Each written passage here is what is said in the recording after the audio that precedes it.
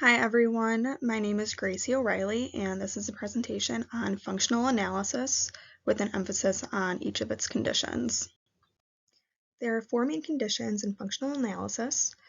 Three test conditions include the contingent attention, contingent escape, and alone conditions. The one demand or control condition is play. Another potential test condition to consider is the contingent tangible condition. The first test condition I'm going to discuss is the contingent attention condition. The antecedent conditions or motivating operation is described in the behavior analysis book by Cooper, Heron, and Heward as attention is diverted or withheld from that person. In layman's terms, this means attention is not provided. Consequences for target or problem behavior, once again, as stated in the book, is attention is provided in the form of mild reprimands or soothing statements.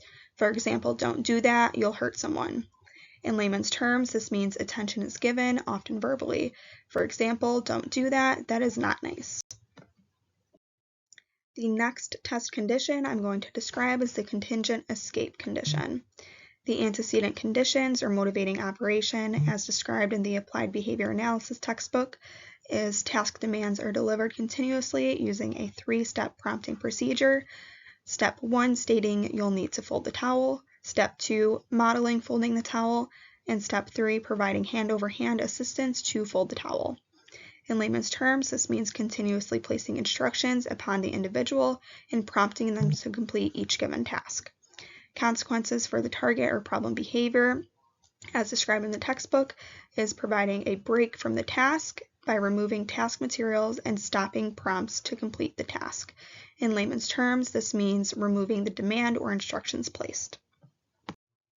The next test condition to be discussed is the alone condition. The antecedent conditions or motivating operation, as stated in the Applied Behavior Analysis book, is low level of environmental stimulation is present. For example, therapist, task materials, and play materials being absent. In layman's terms, this means client is in a sanitized environment, clear of stimuli. Consequences for target or problem behavior, as stated in the textbook, is problem behavior is ignored or neutrally redirected. In layman's terms, this means withholding attention to the behavior, for example, not making any statements related to the behavior. The demand condition or play condition has antecedent conditions or motivating operation of preferred activities being continuously available, social attention being provided, and no demands being placed on the person, as stated by Cooper, Heron, and Heward. In layman's terms, the client is in a rich environment with many tangibles, social attention is given, and there are no instructions placed on the client. Consequences for target or problem behavior, as stated in the textbook, is problem behavior is ignored or neutrally redirected. In layman's terms, this means withholding attention to the behavior, for example, not making any statements related to the behavior. This consequence procedure is the same as the alone condition. The Applied Behavior Analysis book notes the contingent tangible condition as an additional test condition to consider. Antecedent conditions or the motivating operation, as stated in the book, is after having access to preferred activity or toy, that item is removed. For example, the BCBA may say, my turn to play with that.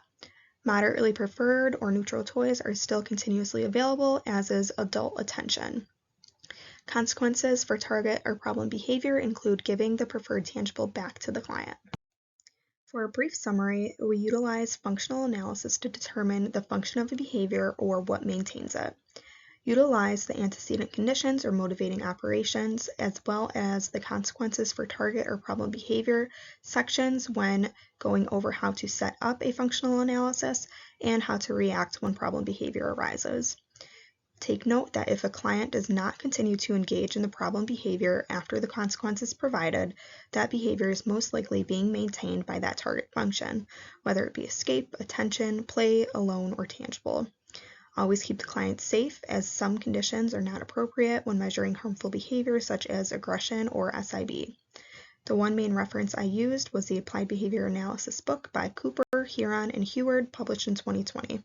Thank you for listening to my presentation.